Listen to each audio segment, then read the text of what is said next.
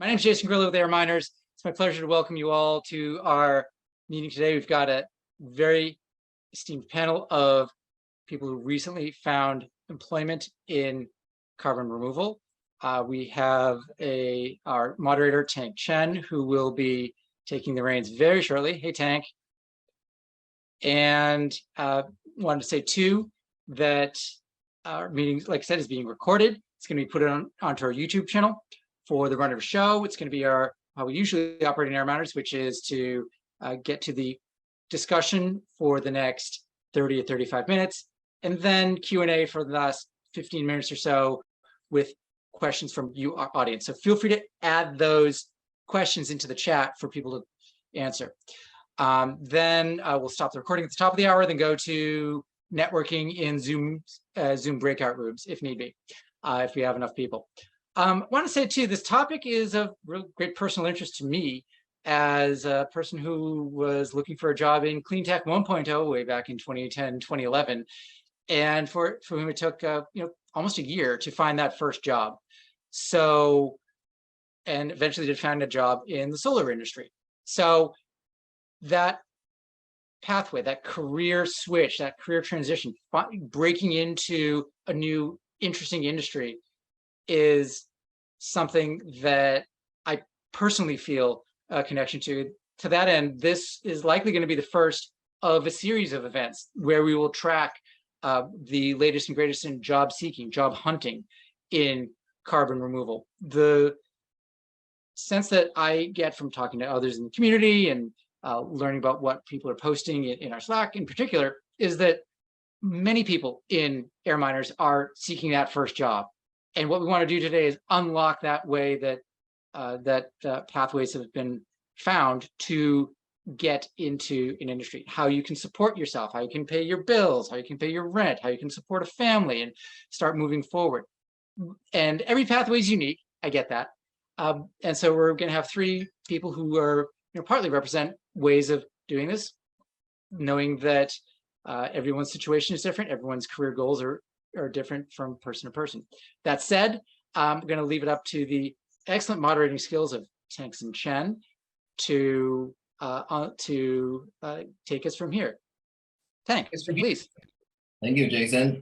So good day, everyone. Welcome to our panel discussion today. My name is Tank Chen, and I'm honored to be your moderator today. The focus of our conversation will be on the inspiring journey of our three esteemed panelists who have successfully secured roles in the CDR industry within the past year.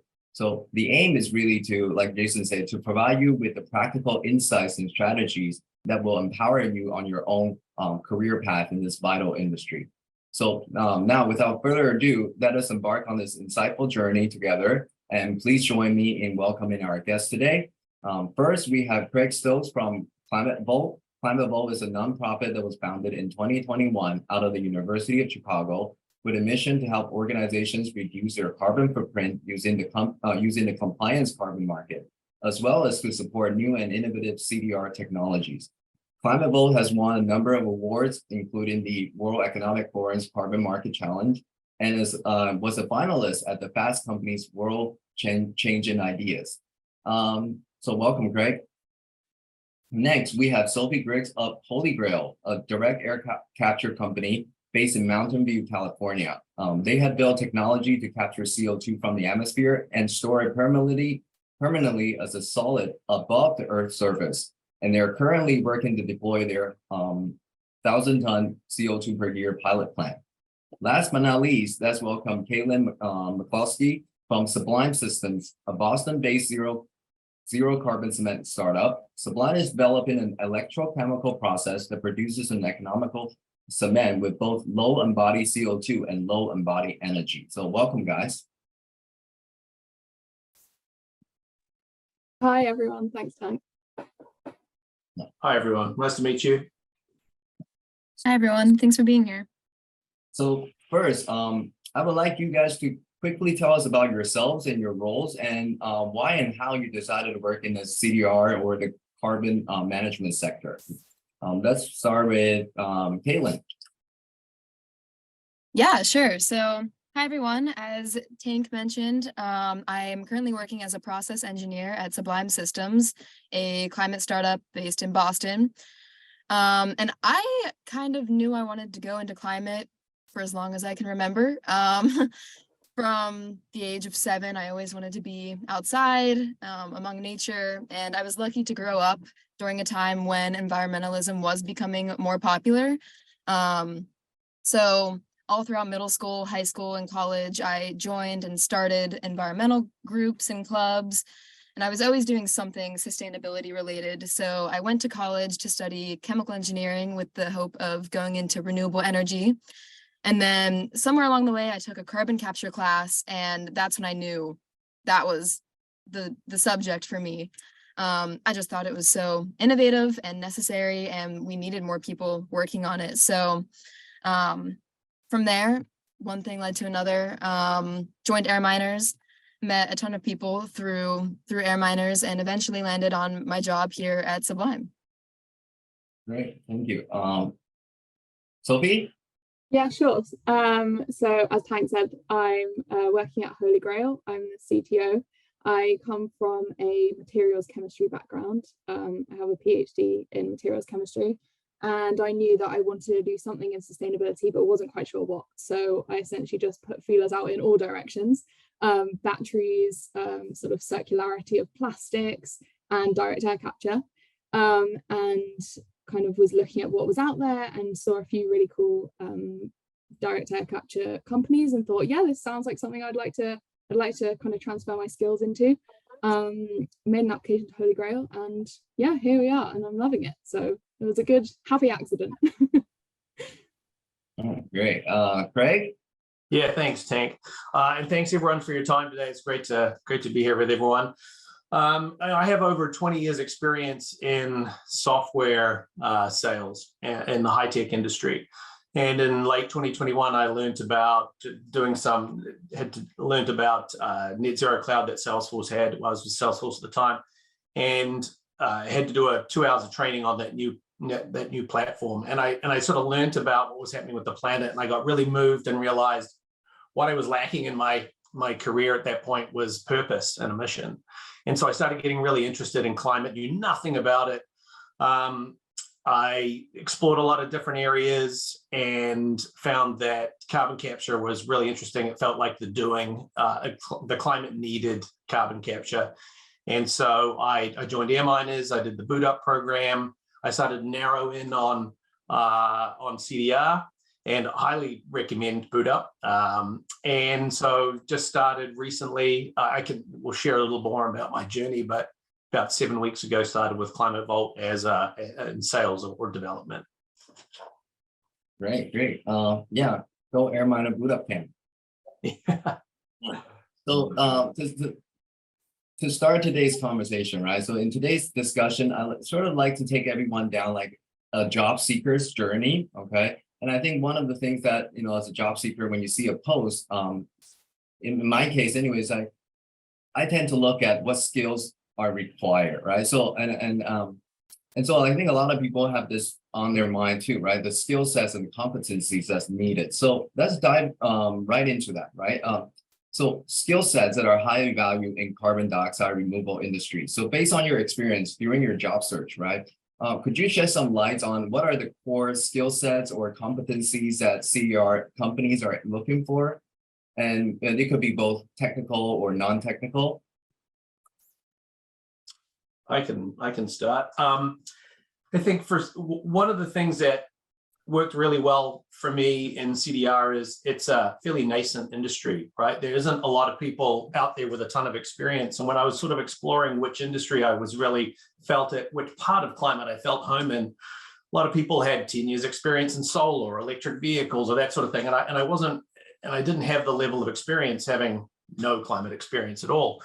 But what I found about, other than being interested in CDR, was there wasn't a lot of experience out there. So I feel if you're looking at a place in a home in CDR, it's great. And if you don't have experience, you don't need it. Certainly for me, with sales background, a lot of that is being done by founders, and business development is being done by startup founders. But companies are quickly starting to build out their sales teams. And so I did a ton of networking to sort of connect with those companies. But I think from a sales perspective, sales skills are becoming required by the industry. And if you don't have the experience, don't worry, no one does. So Yeah, so there's such a nascent field that that is sort of the case right now, right? Okay. Sophie, Kaylin? Yeah, sure. I think from my point of view, so I'm in an early stage startup. So there's 5 of us on the team right now. And I think something that you don't necessarily see advertised in the job post, but that's super, super important from the inside is the ability to both work very, very well in a team. And you really need to get on with these people, because if there's 5 of you and you don't get on, it's really going to disrupt the flow of everything. So yeah, you need to be able to work really well in a team, but also be super independent. You won't be micromanaged because no one has the time to micromanage you. So you've got to take the initiative, suggest that you do things. You're not expected from day one to know exactly how everything works, and questions, especially for us, are like super important, as is taking feedback really well. I think for us, a lot of the soft skills are what's important, and the technical stuff, it's hard to find, especially with startups. You won't necessarily know the technical details because patents haven't yet been published and everything's kind of a bit on the down low. So even at interview, you might not fully understand what the company is doing, but showing that you have a willingness to learn and can kind of transfer your skills, whatever you do know, even if that's, you know how to dissect academic literature, for example. Those kind of skills are really important, because then you can show, okay, in the first week, I'm going to be up to speed on what that company does. Yeah, thank Yeah. you. So very important. Kaylin, sorry, go ahead. I was just going to say I 100% second that. The culture and the collaboration is extremely important, especially the smaller the company is. And I was also going to say flexibility is a huge thing, especially the earlier on the startup is, the more unknowns there are. So you might be working on a project, especially on the technical end, you might be going one direction on the technical side, and then something changes in R&D and you have to completely switch your project. So we just had an instance like that where a system that we had been building for a couple months, we got a new piece of information, and like that, we had to switch to a different system. And it takes an emotional toll on in a lot of ways, because that was 2 months worth of work. But you need to be able to pivot and keep moving and keep your head up. And it's not necessarily a bad thing to pivot. You just got to go with what's best for the company, and yeah, keep your head up through those pivots. All right, thank you. So another thing I like to ask you guys is to elaborate sort of, you come into the industry with your with skills or educational backgrounds that are from different fields, and you have different experiences. So how do you successfully transfer those skills and experiences from your previous roles or from your education to your current position? And more specifically, like, what strategy did you employ to sort of highlight those skills, the transferability of your skills? That's a good question. I think you have to demonstrate as best as you can. For example, so in a technical role, you need to demonstrate that you have done as much research into the company as you can, and then ask those questions. So they may not be able to tell you, you might be under NDA, or it depends on the setup at interview, for example. But if you do get to an interview stage, or you get to connect with someone in the company, then I think asking the questions that you can't find, and it shouldn't be questions that you can't find from a 1-minute Google, it should be questions that you can't find the answer to after sort of like 20 minutes or 30 minutes of really trying to find this answer. I think I get a lot of messages on LinkedIn and stuff, and I do my best to reply to as much as I can. But people who are just don't have a specific question, I don't have the time to, ask them what their question is. If they ask me a direct question, I will do my very best to help and answer, or point them in the direction of someone or a resource that can help them. But yeah, that was what I would say. Thank you. Craig, do you have any? Yeah, I can go. I think in terms of I had a couple of things against me, actually. The last 7 years I've worked for two big companies, Oracle and Salesforce, and for startup companies, which we've all talked about, are in the CDR space, cultural fit was a challenge. And so I had to address that. And I think both Sophie and Caitlin mentioned that. Cultural fit, big companies, tons of resources. So I had to overcome that by sort of talking about I have worked for startups in the past, but also the teams that I work with in these large companies are very small teams. And so think about that when you're talking, if you're looking to get a job, is how you can translate that. The other thing is in terms of knowledge, there's a ton of knowledge that's available. I think there's a lot of webinars that are offered by air miners. I did a lot of networking, and I reached out to people in sales and business development leadership roles, and was talking with them. I was confident at some point something was going to land at some point. I didn't quite know where, but it was about a ton of networking. And then what I did, a chief revenue officer for a small company in the ocean space suggested getting some experience, right? So I did a very small project. I started off reaching out to 5 chief sustainability officers to see if I could do some consulting for them to get some experience. And when I had my interview with Climate Vault, they were concerned that, you come from a big company, opportunities end up on your lap. Well, I told them how I had researched the companies I wanted to reach out to, how I'd found the chief sustainability officers, what messaging that I'd used. And little did I know how beneficial that would be, but it demonstrated to them that I had a little bit of grit, had some initiative, could take what they were doing, which was a lot of market outreach, and be able to do that successfully, versus what they viewed my past experience was, you work for a company with 80,000 people. How are you going to translate that to what we do here with less than 30 people?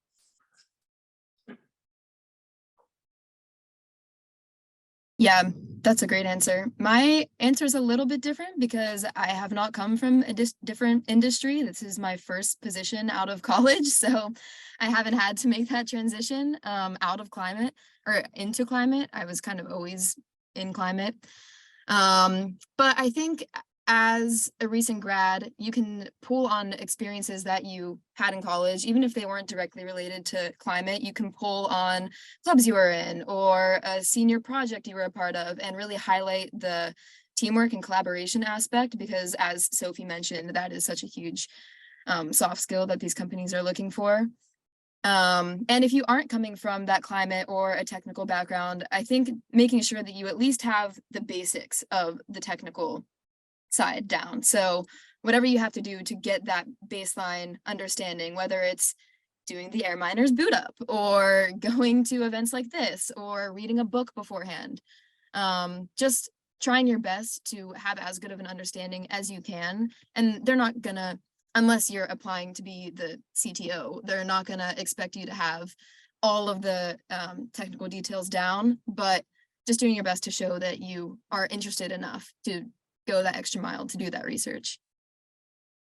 Thank you. Those are great answers. Now, so that's for someone who's do the boot up camp, who's got some hands-on experiences by volunteering or doing little projects on their own, and then they've sort of made up their minds that they want to take the leap, all right, and jump into the CDR industry. Now, what advice would you give them to help them to make a successful career shift? I can start. I think my background is sales and business development, so I enjoy people. And for me, it was all about networking. It was so important. And what I found, the people that are in the climate space are really willing to help. That was my experience. And I was able to get time with people that I met on the two Slack channels that I were primarily part of as part of my job search were air miners and work on climate. And I found amazing connections in those communities to reach out and talk to people. People would give me a bit of their time, even, founders, co-founders, chief revenue officers, because that's what I was looking to get into as sales or business development. So I would say networking was really the key. And I was confident something was going to land. I didn't know quite how. It didn't actually happen how I thought it was going to happen. The company Climate Vault actually found me on LinkedIn, which was for all the stuff that I did. And for those of you that are looking out there, you know, my job search was a long and bumpy one. So I can relate, right? It's not easy, but it's worth it. And I didn't know how it was going to pay off, but it did. But I was confident that the networking that I was doing was going to pay off somehow. And so I think for me, that would be the biggest thing, was network, talk to people, get your name out there, do all the other things that we're talking about, do the boot up, learn about the space, learn about, you know, become intelligent, because you have to show that you can hit the ground with these small companies and add value right away. You can't come in and learn about the business or the space on day one and take 6 months to figure it out. They want people that have done the homework up front. Yeah, to echo that, I would say network, but network genuinely and thoughtfully. Like, it's so much more worth it to spend an hour coming to this and then reaching out to 1 or 2 people afterwards with specific questions versus spending an hour just messaging random people in the Air Miners Slack. So yeah, just taking the time to actually meaningfully get to know people or come to coffee chats well prepared, and follow up afterwards. So to get the most out of that networking. Yeah. I would also say, if you see a job and you think you have about 60 or 70% of the skills, just apply.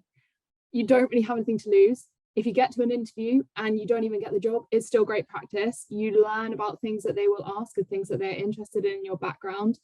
Interviewing is a skill, and it's a hard one to practice once you've left college, because at college, you know, you might have a support in the careers team or whatever.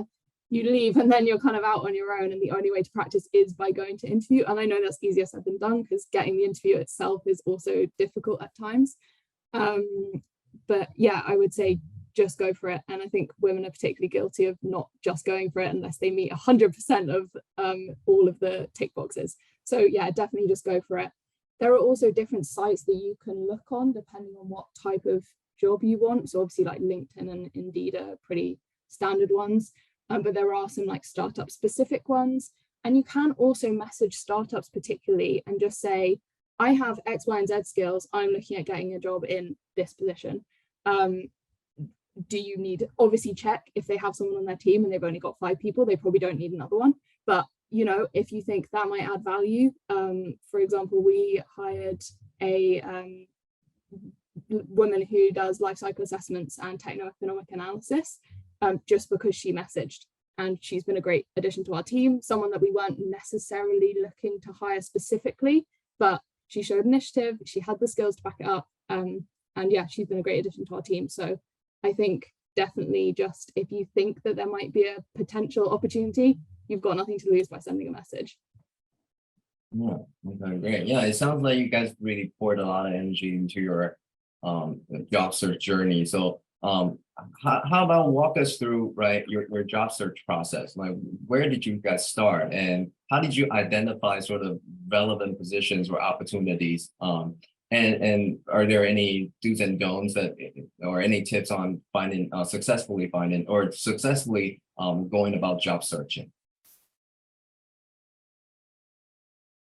I think the biggest thing that I did, each application took me a long time.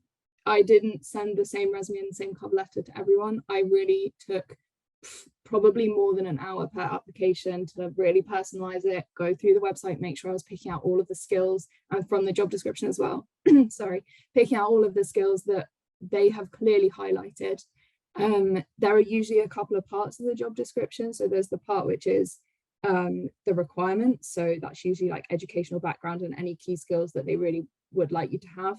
And then there's also the job description, so what you will actually be doing on a daily basis. So whilst that's not necessarily required, if you have got any of those skills or have had any of those experiences, definitely draw on those, to the point where you might change what experience. This is maybe more relevant for kind of people who have just graduated and things like that, but you know, one club or one responsibility might be more useful for one job, and then actually you talk about something different for a different job that fits that more closely. But yeah, any volunteering, anything that you've done that highlights any of the skills that they're looking for, definitely make sure that's highlighted on cover letter and or resume. I think for for my situation, again, in my journey, I've learned that you get founders, you get a lot of technical people coming on board. Salespeople are usually later on, and so there weren't a lot of jobs. So different than what Sophie was just saying, there wasn't a lot of job postings. And so what I did, I used my time to research the industry, and I did that by attending these sort of webinars, hearing from a lot of really great, smart, brilliant, thoughtful people. And I built up a dossier of companies that I wanted to work for, right, in the CDR space. Initially, ocean-based CDR was I love oceans in CDR. And I combined that. I've talked to every ocean-based CDR company out there. I have a full, report on each one. So I spent a lot of time reaching out and understanding when at some point they would look for someone with my skill set. So slightly different to Sophie's approach. But again, I was confident that was going to pay off because they knew, I was connected with the right people that were going to make those hiring decisions. If I didn't get this job, it would have been another one. So slightly different approach than Sophie's, but you've got to know the space, you've got to know the industry, and you've got to know the companies.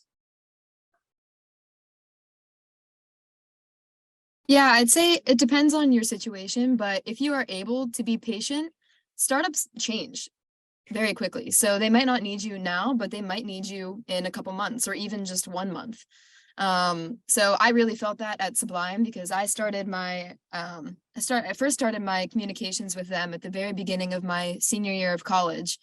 And, my friends were all getting their job offers and they were set and chilling the rest of senior year. And I thought, oh, that's how I'll do it. And then I reached out to Sublime and they were like, we have no idea if we're even going to be a company by the time you graduate. So reach back out in a couple months.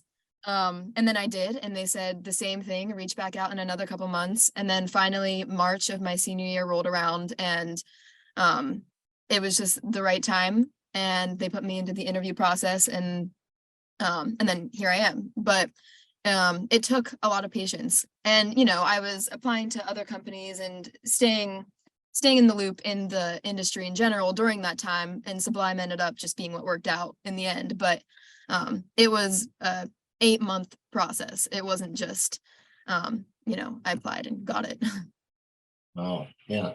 So I guess you be bold, right? Be patient and be persistent from an interview. That is great. Thank you. So you guys sort of alluded to this earlier, right? The networking part of job finding or job searching. So networking does play a crucial role in career advancement, especially in CDR. So is there any specific strategies or how has networking play a role in finding a job? And how do you sort of leverage your professional associations so sort of for networking purposes? Can you elaborate on that a little bit? Like how to effectively network?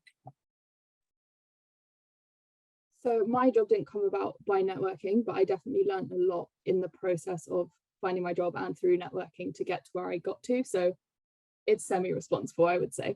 But I think the one thing when you try to make a connection on LinkedIn or through any of the Slack channels or anything like that is trying to find something in common. If it's you went to the same college, if it's you both like to hike and you did a trail recently that you want to talk about because you're in the same area, or it can be anything at all. But I think if you just have one thing that makes that other person think, oh, cool, we might get on, then that's what makes the other person click. Yeah, okay, I'll respond. And I think that's what's the most important thing, because once you get into a conversation, that's when you can then ask all your questions. For me, I contacted a few different people. A lot of them were people who'd been to my college, both where I did my PhD and my undergrad degrees, and asked for informational interviews. So it was people that were maybe 5 to 10 years ahead of me in their careers. Some of them had taken a very non-traditional path as well, which I found quite reassuring because they hadn't gone straight out of college and joined whatever job they were in at the time. And a lot of the time it was like you know, they might have gone to oil and gas first and then left and things like that. And I think old me would have been very put off, like, no, I can't speak to anyone from oil and gas. But I think, you know, you've got to appreciate that we're all learning and growing, and they were actually some of the most useful conversations that I've had in terms of transitioning industries, and how to kind of frame your skills for a new job or in an area that you've not worked in before. Yeah, I would add that webinars and LinkedIn. So webinars, when you start to get connected and start researching the area, the space that you're interested in, CDR, we're all on here for this. There are a lot of really smart people that are getting, you know, are speaking on webinars. A lot of founders are hosting webinars. They're being invited to speak on podcasts and that sort of thing. And so then, you know, I would follow up with those people right after the webinar, right after that speaking event, and just share something that, you know, genuinely, and I think Sophie mentioned this, right? Just genuinely like thank them for that, something you learned from that, and then could you either connect or set up a time to talk with them. And that was how I was able to build a relevant network of people. I did tons of outreach on LinkedIn, just sending people emails, and never heard a thing. So it's a roller coaster. Like there'd be some things that work really well and you make a great connection, and then be someone you really want to talk to. And, you know, I've still to this day, I've never heard from them. So it's a bit hit and miss, but you can only, like, if you throw enough mud at a wall, some of it's going to stick. You can also close an informational interview by asking if there's anyone else in a similar position that you could speak to. So they might have other connections that they can pass on. And I have done that before, and that also tends to mean that you get results because they are essentially referring you to their friend, which helps. Yeah, I would also say don't underestimate the power of asking questions and just getting your name out there in events like this. So if you are asking thoughtful questions in the chat and you are posting thoughtful comments in the Air Miners chat, people start to recognize your name. And then maybe if you reach out to them on LinkedIn, they're more likely to respond back to you. So it's all about like building those relationships over time. Great, thank you. So now that you throw yourself out there, right, and then you're hearing back from companies. So I think the next step will be to find the right fit, right? So you're looking at the companies that are making you offers, or you're applying to these companies that you think they will grant you an interview, right? How do you find the right fit between the employer and the employees, right? Because that is essentially this how to build a successful or a fulfilling career, right? So can you sort of talk about how do you evaluate potential employers or job opportunities in the industries, and what were some of the factors that you consider to be most important? And also, how did you research sort of their culture or their mission and their value, and how do those things align with yours? Yeah, so I think, again, I'm speaking from a startup background, but I think with a startup, you ideally want your morals and ideals and vision to be as aligned as possible, because that's typically been written by the founder, and that's someone that you will work relatively closely, especially the smaller the startup, on a daily basis. So if you know, you're most likely all here because you're very passionate about the environment and CDR and things like that. So that's already a great start, because when you're looking for these jobs, founders are looking for people that genuinely care. That matters to them because this is essentially their baby, and they want to have people on their team who care as much as they do. The other thing, which I think is sometimes a bit scary to think, but you need to remember that an interview is a two-way process. You're also seeing if you want to be there. And I know when you are so desperate to just get a job, then you can't necessarily always think like that. And I know it's a privilege to be able to think like that. But you do need to ask those questions. So, you know, if it's important to you how time off works, then you need to ask. If it's unlimited time off, then ask, okay, so how much does the average person take? Because that can sometimes be a bit of a trap, that unlimited time off means people actually only take a week a year. Some things like this that you will, again, also learn from having those informational interviews. And if you speak to people at different companies, you will get a feel for what the culture is like. But yeah, things like work-life balance, if you ask that in your interview and then they tell you, yeah, it's excellent, we work 5 days a week, 8 hours a day or whatever, and then you get there and it's not like that, you can say, hang on, I was under the impression that this was not going to be working as you're now expecting me to work. And that's a very fair, as long as you do it respectfully, and you work hard while you're there, that's a very fair, point of view to have, I think. So yeah. That's good. I think I've had different interview cycles, and some interviews you speak with more people at a company than others, and some companies you get a better sense of culture than others. There are some companies where I spoke to the majority of people and had a fairly good understanding. There are other interviews where I didn't, and so for me it was one thing that stood out for me about for me it was a trade-off, right? It's like I'm trying to get a sense at the same time, I really wanted to get into the space. And so for me with Climate Vault, what really stood out was, and is very important to me, is credibility and trust. I think the more I learned about, climate in general, CDR, there's different varying degrees of, shall we say, integrity in a lot of industries. But what impressed me about Climate Vault, although I never got to speak to the co-founder, started at the University of Chicago, former chief economist to the White House, co-developed the social cost of carbon. When I knew that Dr. Michael Greenstone was the founder, I'm like, wow, this guy, he's a smart guy. He knows what he's doing. I won't get to speak to him. He wasn't going to include me in the interview process, but that was a tick the box for me. So I think for me, I would say, understand what's important to you to understand about a company, and then understand what in an interview cycle where you're prepared to maybe not have all the boxes ticked, because they are evaluating you, you're evaluating them. It's a two-way process, but at the same time, I think Sophie made some great points. You also you want to be someone that wants to work for them, and you want to get that job. So for me, it was like, I don't need to speak to the co-founder to know that I think he's got some credibility. So understand what's important to you, what values are important to you. Make sure you get those met.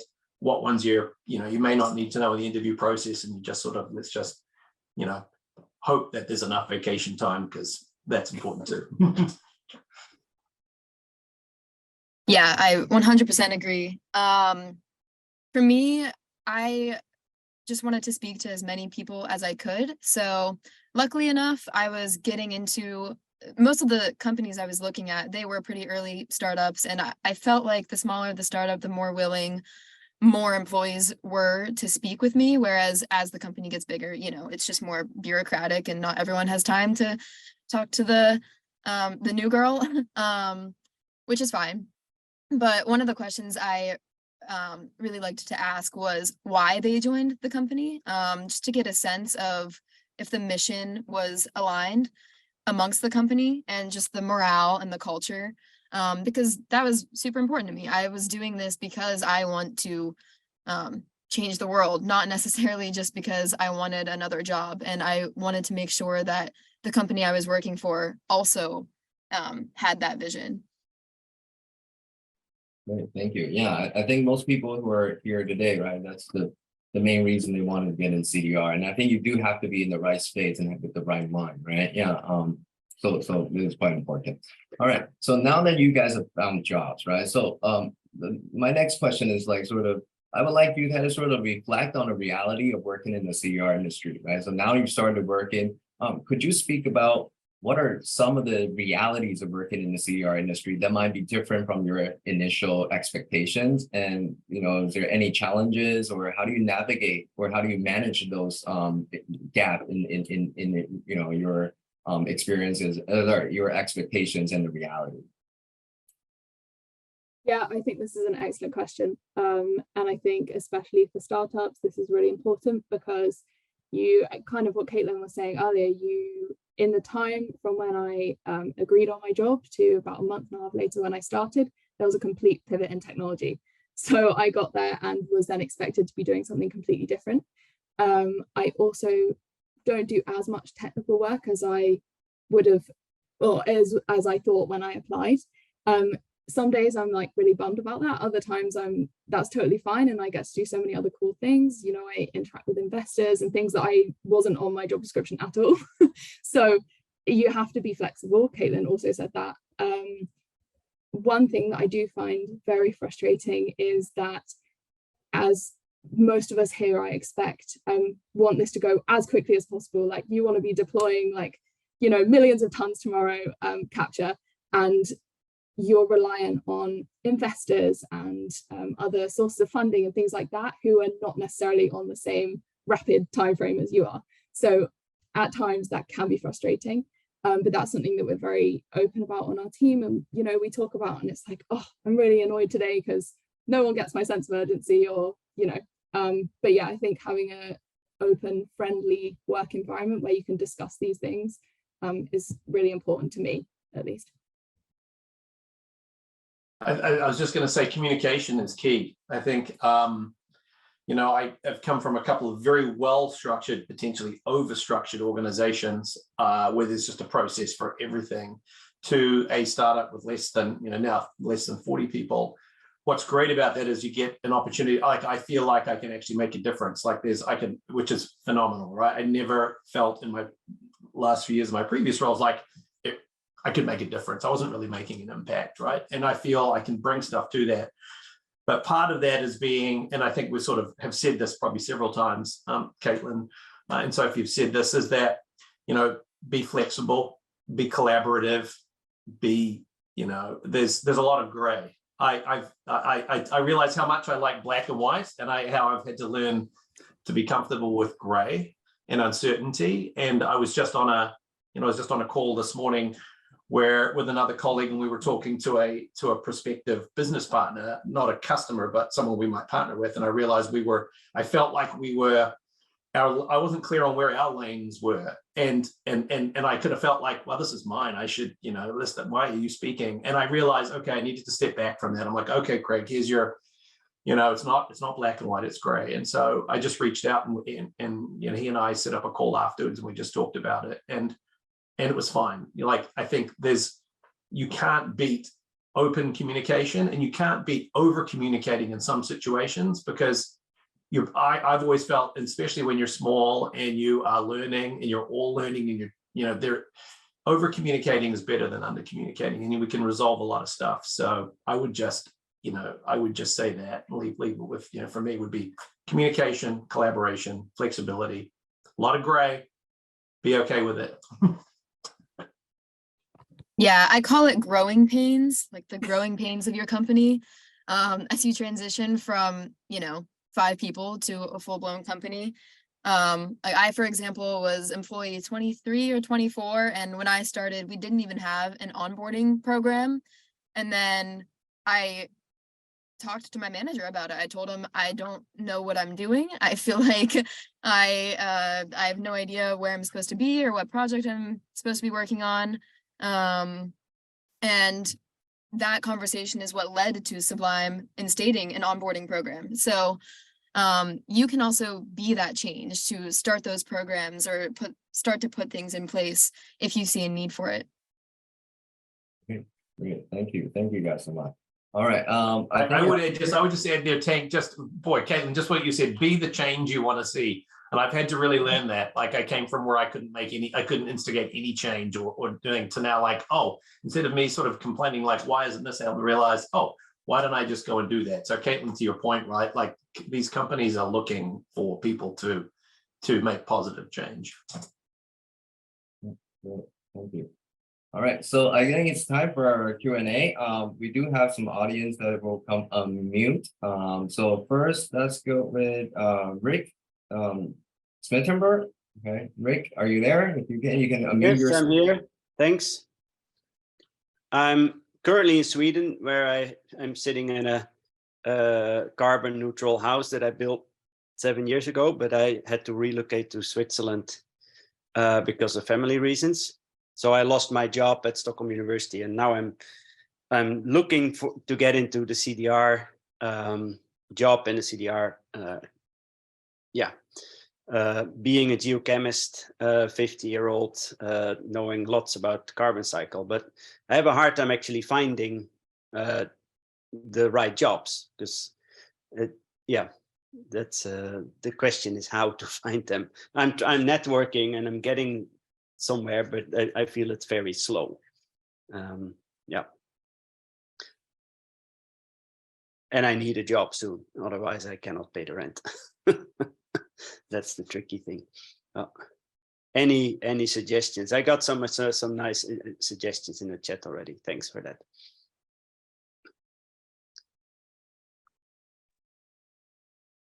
Yeah, I would say this is obviously a tricky one, but patience is key. I appreciate that you don't necessarily have the luxury of time, and therefore if there's a way that you can find another job that's not necessarily your ideal job, whilst you know, if it allows you to develop a certain skill that might help lead you to the job that you do want, then that's excellent. I know this is really difficult, especially as I feel pretty lucky in my job search in terms of it did move relatively smoothly. But yeah, I appreciate that's not the case for everyone. I sometimes also think that I don't think this is the right thing, but especially in startups, I do think people with more experience, Craig kind of touched on this, get overlooked a bit. So I think if you can highlight the fact that you are happy to kind of like put your ego aside and get involved with everything, you know, some of your projects might be related to your background, but actually other things might be, you know, talking to potential customers or talking to investors or anything like that. I think that could really help you. But yeah, they're just a few suggestions. I don't know if anyone else has anything to add. Yeah, I would. Couple of things there, Rink. I had to rebrand myself completely from a you know, if you looked at my LinkedIn 6 months ago, 2 months ago, I was in a suit and blah blah blah. I've rebranded myself. So think about how you can rebrand yourself, how you can take I'm also over 50, so I understand. Apply your skill set to the market today. I also looked at, you know, like I was expecting a job offer and I hadn't found anything in climate, and a tech company was trying to get me on board, and I was waiting for the offer, and my daughter, 8 years old, said to me, "Oh, Daddy, you excited about the job?" And I thought, oh, it was a tech job, right? I was like, I hadn't found a climate job, and my daughter asked me, she said, "Are you excited about it?" And I thought, wow, I'm really not. And so, but I realized, you know, I've got bills to pay too, and so maybe you need to pay. I get it, right? You've got to pay the bills. Do something to pay the bills. I was fortunate things worked out differently, but it's not an easy path. But you may have to do something in the meantime until you find your dream job. I think there's this saying, you have to kiss a lot of frogs till you find the prince or princess or something like that, right? So you might have to kiss a frog. But look at rebranding and how you can really apply. You know, keep at it. Keep at it. Don't be desperate. Talk to someone about the value that you bring. Don't undersell the value that you have with your experience today. Get solid on it, because desperation in an interview will never come across well. Yep. Thanks a lot. Yeah, I would also suggest reaching out to startups and offering just your advice as like a consulting service. I know my company, we have a ton of just consultants that we call on, and we pay them hourly just to ask them various technical questions. So in the meantime, until you do find something full-time or permanent, you could potentially try reaching out and working with startups in that way. Yep. Yeah, that's crossed my mind as well already, some kind of consulting, but then you need to set it up as well, develop that whole profile of being a consultant, something I'm not used to at all. So what I did, Rick, is I just reached out to 5 chief sustainability officers on LinkedIn and said, hey, this is what I'm looking at doing. And I was going to start with that process, right? And I didn't need to, because I was able to spin that off into something that helped me get the role I have today. But you know, don't overcomplicate it. Just see if, as you know, as Caitlin said, see if you can just reach out and see if you can start adding value, because that experience will help you. Yep. Thanks. All right. So our next question is from Connor Russo. Connor, are you there? Yep. Hello, Connor. everyone. First of all, thanks so much, Craig, Caitlin, Sophie. Excellent advice. Much appreciated. My question is just, I've been tempted to sort of pay the money and take the time to go to conferences with this hope that I can just meet a bunch of people that I'm reaching out to on LinkedIn in one place. But then I talked to some sort of conference vets and they're like, you really need to preset meetings, which makes me feel like I'm back in the same spot where I'm going to be reaching out to people on LinkedIn. So I'm wondering, does anyone have any experience with conferences? How are they? Is it worth it? Thanks. I don't, but I will say, I think it's a great idea if you can do it, that maybe it's affordable for you and maybe you've got 3 people that you want to meet, right? 3 companies that you want to target and they're going to be there. I again, from a sales background, people are looking to connect with other people. Ultimately, if they could meet you at a conference and know, hey, we're looking to hire someone and we want to hire someone with like your background, Connor, nothing, because most interviews today are done over Zoom, at least in my experience, right? But if that would put you leagues above other people. Now, that would be just my experience, or my suggestion, not having any conference experience. But if you could target it and do your best to find a handful of people and see if you could buy them a coffee at the conference or whatever, hard to beat face-to-face in today's environment. Yeah, I totally agree. I don't have conference experience since I've started work, but I do from my academic background. And I do think there is something to be said about the preset meetings, just because people have very busy schedules. People are also often somewhere nice and therefore want to spend a bit of time away from the conference. But yeah, so I would say if you can preset a meeting, but I would say if you say, oh, I'm actually going to be in the same place as you, do you want to meet? That's stronger than just a random message saying, hi, do you want to chat? But yeah, that's my little insight. Yeah, I've been to a couple of conferences and I would say the same exact thing. I would also say reach out. If you meet someone just for the first time at a conference and you're chatting and you have a good conversation, follow up with them on LinkedIn as soon as you can so that you're fresh in their memory, and reference something from your conversation. It kind of goes back to the whole like thoughtful and genuine thing. Like it's just not as meaningful to meet a dozen people and reach out to them on LinkedIn and not make a genuine connection versus having a half-hour-long conversation with somebody and then following up and chatting again next week or, whatever it may be. So going in with that research and maybe having a couple questions or your elevator pitch in mind for when you meet these people. Great. Thank you so much. So we do have one more question. It's from Eric, Eric Latour. Eric, is there? Yes. Hello, everyone. First, so Eric, living in New Jersey with a strong French accent, as you can hear. Thanks, everyone, Craig, Caitlin, Sophie, for your great insights. Thanks as well for the Air Miner crew. I just finished the boot camp. It was fantastic. So I recommend everyone to go there. I learned so many things, even if I'm not an expert. My question, actually, Jason, 2 questions. First one, very clear, the idea of getting in touch with community, building your network. However, do you have any job search platform dedicated to green job or CDR job that you would recommend? So probably for everyone, and Greg and Craig, one for you. I'm exactly in the path of rebranding, as you just mentioned.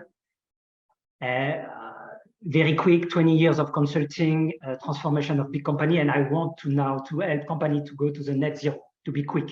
And my question, I am exactly on that. How do you do that? So sorry for the 2 questions. That's all for me. I'll start, Eric. Thank you. I would say to the 2 Slack channels, there are a lot out there. It seems to be there's a business in helping people find climate jobs, right? I'm like astounded. There's people that are actually doing the climate thing, and then there's these peripheral industries. I found the 2 where air miners and work on climate. They're the only 2 Slacks that I, participated in regularly, and I find both have jobs, both, but there are others. There's just I didn't have a lot of time, and so that's what I would say. Look at all the tools that are out there and find something that works for you, because I didn't have time to use them all. But again, those are the ones that I use. And then the rebranding, I continually tweaked my LinkedIn to the point that I even changed my headline, it was, I talked about software sales and blah, blah, blah, it's like years of passionate about climate change. Well, when Climate Vault did a LinkedIn search for potential software sales for our upcoming platform, I came up because I put climate in both climate and software, both in there. If I could tell, look, I did so much hard work, and not one of the things that I did proactively landed me the job. It just came to me. Now, I knew eventually, it kind of sounds crazy, but I believe that if you just keep going out there and keep doing it and keep doing the hard work and putting up, pushing through that roller coaster, something is going to happen. I couldn't have predicted what it was. And I've learned since now, I've been this job from a social media consultant that we have at our company now. LinkedIn's changed its algorithms. Follow people that you are interested in companies, comment and like. The LinkedIn algorithm will be picking up on that and will boost anything you say to relevant people. They've just changed within the last 2 weeks, their LinkedIn algorithm. So by following, liking, commenting, if you see something in the press that you think is valuable around climate, repost it, but put your own thoughts. Put a sentence or two about why you think that's interesting or relevant, and people will start to see you as a thought leader in the space. Thank you. You're very welcome.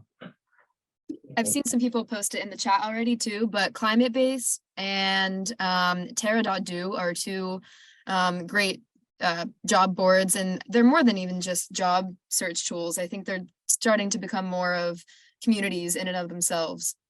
So yeah, I recommend those two as well. Thank you. All right. So thank you, panelists, for your thoughts and contribution to today's inspiring, sharing your inspiring success stories. I really appreciate your time and all the audience. Sorry I couldn't get to more questions, but with that, I'd like to thank you, the panelists, okay, on behalf of the audience, and for this active participation and insightful question during the Q&A sessions as well. So to wrap up, I'm going to pass it back to Jason. Thank you, Tank. And by the way, for those of you who are watching, Tank officially gets the gold star for moderator who is thoroughly dedicated to the air miners. So he's coming to us from Taiwan right now, where it is 4 o'clock in the morning. So yeah, so thank you, Tank, and thank you to the panelists. This is a fantastic conversation. I hope that you all, as our audience, found this to be insightful and helpful in your job search. Again, everyone has a different job search story, and we just hope that we can find a way to slot into making yours as fruitful as it can be. Our posted some links. The next event we're going to have, public event we're going to have in 2 weeks on digital MRV. So how that can unlock measurement, reporting, verification. Also, our Air Miners boot up is still accepting applications today, but you have to get them in today to start the course on 6-week course for free on July 17th. So get them in today, and you know what they're due, when they're due today. So feel free to sign up if you have not yet. Happy to see many in the audience today and on the panel. We're part of Boot Up. And finally, I shared the panelists' emails for you to reach out, work emails. Hope that was okay, panelists. Sorry if I explode your inboxes. Last word, since we are officially now at the top of the hour, thank you to our audience. We have a survey that should be in your inbox right now. We'd love to hear more about how we can do better, how we can improve Air Miners events. So any comments, good, bad, or indifferent, we want to hear about them so that we can serve you the best and advance our mission of getting carbon removal to remove 1 billion tons by the end of 2030. That's our goal in Air Miners. And with that, I just want to say thanks once again.